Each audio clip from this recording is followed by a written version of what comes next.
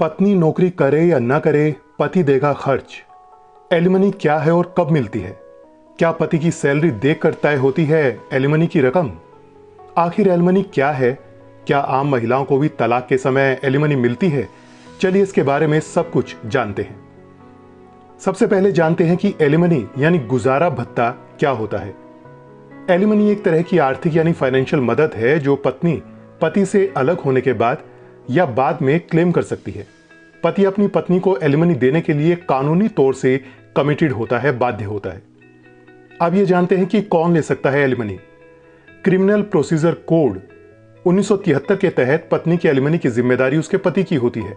कुछ मामले ऐसे भी सामने आए हैं जिसमें पति को पत्नी से एलिमनी मिली है और इसका ऑर्डर कोर्ट ने ही दिया है। जुलाई 2014 में गुजरात के गांधीनगर के एक फैमिली कोर्ट ने राजविंदर कौर को उनके पति दलबीर सिंह को एलिमनी देने का ऑर्डर किया था। पत्नी को पति से 4 सिचुएशन में एलिमनी मिल सकती है। पहला, जब पति और पत्नी अलग अलग रह रहे हों। दूसरा, जब पति पत्नी को खर्चे के लिए पैसे नहीं देता हो। तीसरा, पत्नी के पास कमाई का कोई जरिया न हो। और चौथा, पत्नी कमा रही हो लेकिन खुद को मेंटेन नहीं कर पा रही हो। अब यह सवाल उठता है कि एलिमनी कितनी तरह की होती है।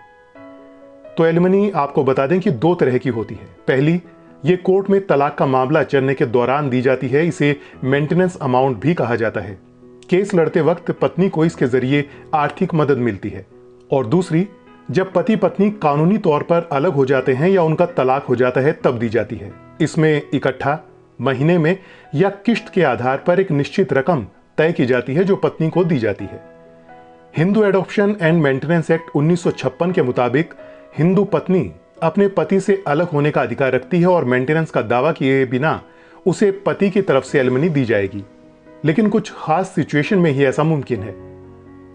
उसके लिए ये 5 सिचुएशन हो सकती हैं। तो हिंदू धर्म में मेंटेनेंस का दावा किए बिना पत्नी को मिलेगी पति से एलिमनी। पहला है, पति बिना किसी कारण के और बगैर सहमति के अपनी पत्नी को छोड़ दे। दूसरा, पति क्रूरता से व्यवहार करता है या वो खुद कुष्ठ रोग से पीड़ित हो। तीसरा, पति की पहली पत्नी जिंदा है जिसके बारे में उसने दूसरी पत्नी को नहीं बताया हो। चौथा, पति का दूसरी औरत से अफेयर है जो पत्नी के साथ एक ही घर में रहती है। और 5वां, पति का दूसरी औरत से अफेयर है और वो उसके साथ दूसरे घर में रहता हो। अब यह सवाल उठता है कि एलिमनी की रकम किन किन चीजों को देखकर तय की जाती है। तो इसका जवाब है कि एलिमनी की रकम कोर्ट पति की कुछ चीजों को देखकर डिसाइड करता है, जैसे पति की सैलरी, उसकी संपत्ति, बच्चों की पढ़ाई, पति के घर वालों का खर्च। कहने का मतलब यह है कि पति की पूरी लाइफस्टाइल देखी जाती है। यह भी देखा जाता है कि बच्चे किसके साथ हैं और उसकी पढ़ाई का खर्च कितना है और वो कौन पे कर रहा है। सबसे पहले पति से इन तीनों चीजों का कोर्ट में डिक्लेयर करवाया जाता है। इसके बाद कोर्ट तय करता है कि पत्नी को कितनी एलिमनी दी जा सकती है। और अब यह सवाल आता है कि प्री नैप क्या है। प्री नैप एक तरह का कॉन्ट्रैक्ट पति पत्नी के बीच शादी से पहले साइन होता है। इसमें यह तय किया जाता है कि दोनों पक्षों को मृत्यु, तलाक या सेपरेशन के वक्त कितने पैसों का बंटवारा किया जाएगा या फिर किया भी जाएगा या नहीं। प्री नैप एक वेस्टर्न टर्म है जिसका फुल फॉर्म होता है pre marriage agreement.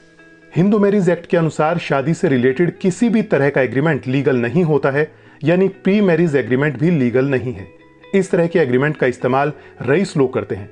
Middle class लोग ऐसी चीजों के चक्कर में कम ही पड़ते हैं।